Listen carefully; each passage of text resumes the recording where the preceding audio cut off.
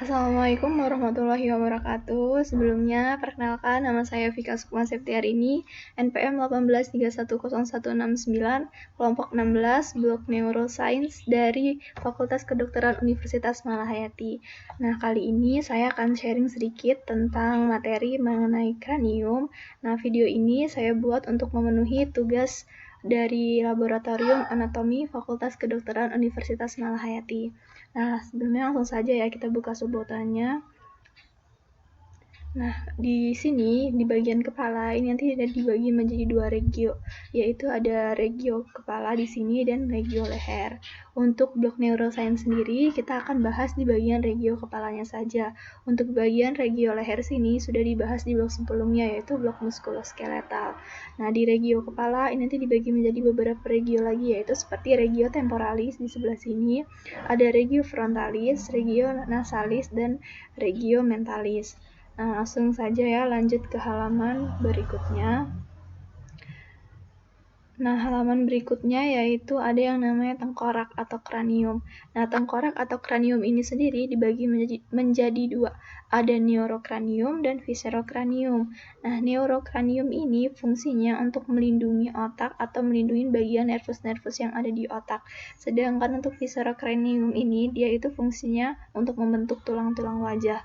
Nah, di kranium ini sendiri, yaitu dia nanti si neurokranium itu ada tulang-tulang single, misalnya kayak os frontal, habis itu ada os ethmoidal, kemudian ada juga os sphenoidal.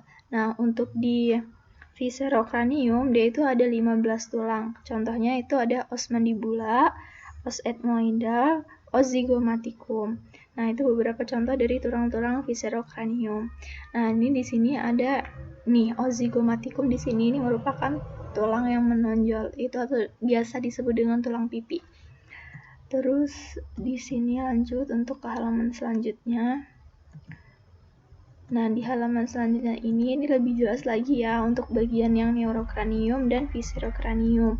Nah, neurokranium ini dia yang berwarna abu-abu ini, terus habis itu ada yang viscerokranium atau tulang bagian wajah sini. Nah, nanti di sini nanti dia ada sutura-sutura. Apa sih sutura itu? Sutura adalah sendi mati. Sendi itu apa? Sendi itu perhubungan atau penggabungan antara dua tulang. Tapi kalau di kepala ini sendinya nggak bisa digerakin, itu dia sendi mati. Terus di sini ada yang namanya os sphenoidal.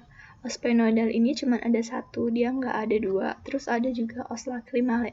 Os lacrimale ini fungsinya untuk mengeluarkan atau keluarnya nanti buat kelenjar air mata ya. Di sini ada os lacrimale. Terus di sini ada yang namanya maxilla di sebelah sini. Nah, yang dua ini namanya foramen. Foramen apa? Foramen mental. Foramen mental itu ada dua, ada bagian kiri dan bagian kanan. Sebelumnya tulang tengkorak ini dilihat dari frontal, jadi nanti bagian kiri dan kanan itu kebalikan sama kitanya yang lihat. Nah, terus lanjut ya untuk ke halaman selanjutnya. Nah, di sini ada osa kranii. Nah, di osa kranii ini sutura-suturanya lebih jelas. Nah, suturanya ini ada yang lebih jelas ini, misalnya ada sutura squamosa. Nah, sutura parietomastoidea ini merupakan sutura yang paling kecil. Nah, yang paling besarnya itu ada sutura squamosanya ini, jadi yang paling besar. Nah, di sini ada yang namanya articulatio temporomandibularis. Nah, articulatio ini dia ini nanti bakalan berfungsi untuk menggerakkan rahang ketika kita akan mengunyah atau saat kita berbicara, dan dia akan menggerakkan si tulang rahang ini nanti, yaitu dari articulatio temporomandibularis. Habis itu lanjut aja ya ke halaman selanjutnya. Nah, di halaman selanjutnya ini osa kranii. Nah, di sini lebih jelas lagi untuk sutura-suturanya, yaitu contohnya sutura coronalis. Sutura coronalis ini merupakan gabungan antara parietal sama frontal. Nah, habis itu yang ini penggabung antara sagittalis sama sutura sagittalis sama sutura coronalis ini nanti ada yang namanya brekma di sini. Nah, kalau yang ini namanya vertex. Nah, terus yang di bawah ini ada sutura lamboidea. Nah, sutura lamboidea ini nanti bakalan bergabung sama si sutura sagittalis ini, nanti dia jadinya namanya lambda. Nih, sutura sagittalis dan Lambdoidea dinamai dengan namanya lambda. Nah, lanjut ya. Ini buat lebih jelasnya lagi. Nah, di sini ini sutura sagittalis. Ini ada foramen yaitu atau lubang-lubang yaitu foramen parietal. Di sini ada sutura Lambdoidea. Nah, sutura Lambdoidea tadi ketika bertemu dengan sutura sagittalis, di sini dia akan membentuk yang namanya lambda. Lanjut, di sini ada yang namanya inion. Inion ini merupakan tulang yang menonjol. Nah, ini biasanya kalau kita mengukur lingkar kepala, kita itu nanti patokannya di sini, di inion ini. Nah, lanjut aja ya, lanjut. Habis itu di sini ada, nah ini osa kraniinya bisa dilihat di sini. Nah, si foramen tadi ini nanti kan tadi kayak bentuknya ada lubang-lubang. Jadi dia nanti di sini bakalan ada yang melewatinya, misalkan arteri, vena, atau nervus yang akan melewati si foramen tadi atau yang akan mengisi si foramennya. Nah, ini kalau dilihat dari sini sutura Lambdoidea-nya. Terus di sini ada os palatinum di sini yang warnanya merah bata, ini os palatinum. Terus abis itu ada ini os ethmoidal. Di sini ada sinus frontalis. Terus ini ada sella turcica yang ini. Nah, lanjut untuk ke halaman selanjutnya, yaitu nah di sini ini tengkorak atau osa kraniinya, yaitu nanti di sini ada sulcus. Nah, sulcus ini tuh kayak apa ya, kayak jalan gitu. Nanti di sulcus ini juga dia bakalan ada yang lewatinnya di sulcus ini nanti. Nah, terus ini nanti ini bagian lapisan-lapisan si tulang tengkoraknya. Ada 3 lapisan dari tulang tengkorak itu. Nah, yang terluar itu namanya lamina externa atau yang paling keras. Abis itu yang di tengah-tengah ada diplo. Terus yang ini yang bakalan deket banget sama otak ada lamina interna. Nah, sebelum si otak ini nanti langsung nempel sama si tulang tengkorak, nanti ada selaput-selaput otaknya juga. Nah, ini sutura Lambdoidea. Nah, tadi sutura Lambdoidea tadi yaitu nanti di sini sutura Lambdoidea ketemu sama sutura sagittalis di sini bakal menjadi bentuknya jadi lambda atau dinamai dengan lambda. Nah, lanjut ya buat yang selanjutnya. Nah, di sini nanti atau basis kranii interna atau yang disebut dengan dasar tengkorak. Nah, di sini ada lubang-lubang yang banyak, ini disebut dengan foramen. Setiap foramen pasti ada yang melewatinya. Nah, untuk ini foramen yang ini, foramen lacerum, dia hanya bentuk kayak lekukan atau cekungan, tidak berlubang. Terus ada foramen lacerum. Nah, foramen lacerum ini nanti dia akan dilewatin oleh nervus facialis, salah satunya nervus facialis. Terus ini foramen yang paling terbesar yaitu ada foramen magna, namanya foramen magna. Nah, untuk yang clivus ini akan melekatnya atau tempat melekatnya si hipofisis. Terus lanjut lagi di sini. Nah, di sini masih basis kranii. Nah, nanti si basis kranii itu dibagi menjadi 3 bagian. Ada bagian anterior, submedial dengan posterior. Nah, anterior ini nanti ada lamina cribrosa, terus ada canalis opticus juga. Nah, untuk fossa cranii atau media ini nanti dia bagian tengah serta yang bawahnya ada fossa cranii posterior. Nah, untuk selanjutnya ini bagian kepala ya atau basis kranii, bisa dilihat di sini. Nah, ini tadi foramen lacerum yang di bagian sebelah sini. Nah, si foramen lacerum ini tadi bakal dilewatin oleh nervus facialis. Nah, ini tadi foramen magnum yang itu foramen yang paling besar. Terus lanjut aja. Nah, di sini ada linea nucleus inferior, ada linea nucleus superior. Di sini ada condylus occipitalis. Terus ada foramen stylomastoideum. Di sini ada foramen ovale ya. Nah, ini yang merah tadi yang bagian palatumnya tadi. Terus ini yang proses zygomaticus di sini. Lanjut aja di sini aspek luar dasar tengkorak. Tadi kan bagian dalam ya, ini bagian eksternanya. Kalau bagian eksternanya dia di sini sih kelihatan sama yang tadi, banyak foramen juga. Nah, di sini ada foramen jugulare, ada foramen stylomastoideum, ada porus acousticus externus, ini ada foramen magnum yang paling gede ya, atau foramen magna. Nah, terus di sini ada crista juga, crista occipitalis externa. Terus di sini ada incisura mastoidea. Nah, lanjut ke sini. Nah, tadi kita udah bahas foramen-foramen. Setiap foramen pasti ada yang melewati kan. Nah, di sini itu ada tabel yang berisi tentang foramen apa, yang isinya apa, itu kan. Contohnya kayak foramen incisivum. Nah, foramen incisivum ini diisi sama nervus nasopalatinus atau nervus maxillaris. Nah, terus ada foramen palatina minora yang isinya ini palatini minores atau nervus maxillaris juga. Terus ada foramen oval. Kalau foramen ovale dia diisi oleh nervus mandibularis. Nah, ada foramen spinosum juga. Di sini ada nervus mandibularis juga, ada arteri meningia media atau arteri maxillaris.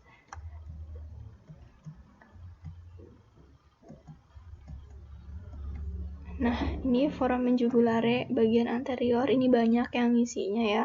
Contohnya ada nervus vagus, nervus accessorius. Nah, ini di sini masih yang mengisi foramen jugulare. Kalau foramen magnum atau foramen yang terbesar tadi, dia itu banyak yang isinya. Contohnya kayak meninges, terus ada plexus venus vertebralis internus, ada arteriae vertebrae. Nah, habis itu ada medulla oblongata atau medulla spinalis ya namanya. Terus ada radia spinalis nervus. Nah, ini masih lanjutan yang tadi untuk isi foramen-foramen dan nama foramennya. Ada lamina cribosa itu. Terus ada canalis nervi hypoglosis. Itu isinya nervus hypoglossus. Ada plexus venus canalis nervi sama hipoglossi. Nah, ini. Terus lanjut, yaitu ini perkembangan tengkorak atau kranium, yaitu ini tengkorak pada anak bayi baru lahir. Di sini banyak fontanel. Nah, ini kan ada sutura-sutura nih. Nah, sutura-sutura ini pada anak bayi ini bakalan melekat atau menyatu dengan sempurna pada saat nanti dia sampai usia 3 tahun. Nah, ini di sini. Nah, di sini ada fonticulus anterior. Nah, ini ada sutura juga. Di sini ada sutura coronalis, ada sutura frontalis. Nah, nanti ini bakal nyatu gitu. Sampai dia nanti umur 3 tahun dia bakal nyatu dengan sempurna. Nah, di sini juga ada fonticulus. Nah, ini fonticulus posterior ya di sini. Ini ada os frontal di sini, os parietal. Maaf, ini ada os frontal juga di sebelah sini.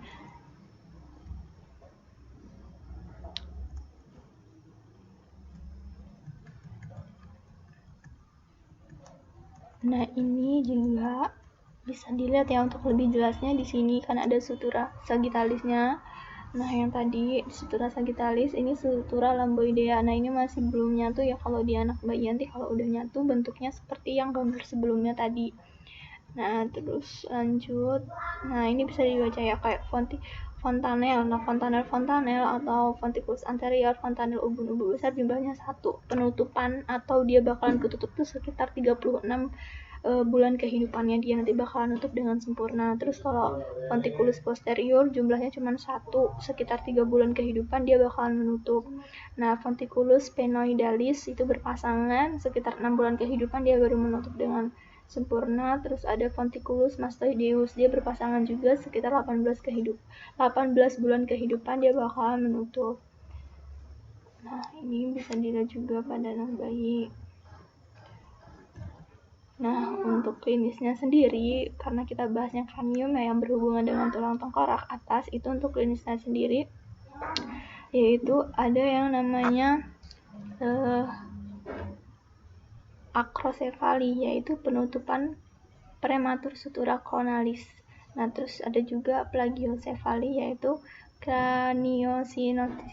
Craniosinostosis asimetris, terjadi penutupan prematur unilateral suturae atau coronalis dan lamboidea. Terus ada mikrosefali, yaitu terjadi akibat gangguan pertumbuhan otak karena pertumbuhan tulang tengkorak. Ossa cranii menyesuaikan diri dengan ukuran otak. Nah, karena ukuran otak yang kecil menyebabkan neurokraniumnya nggak bisa berkembang dan mengalami retardasi mental pada bagian anak dengan mikrosefali. Nah, kembali lagi ya, ini ke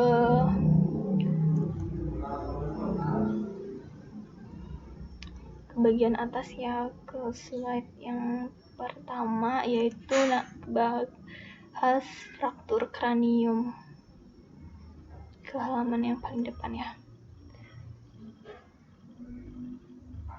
Untuk fraktur kranium itu nanti dibagi menjadi 3 ya. Fraktur kraniumnya dibagi menjadi 3 bagian, yaitu ada Lefort 1, Lefort 2, dan Lefort 3. Ini kita atasin dulu.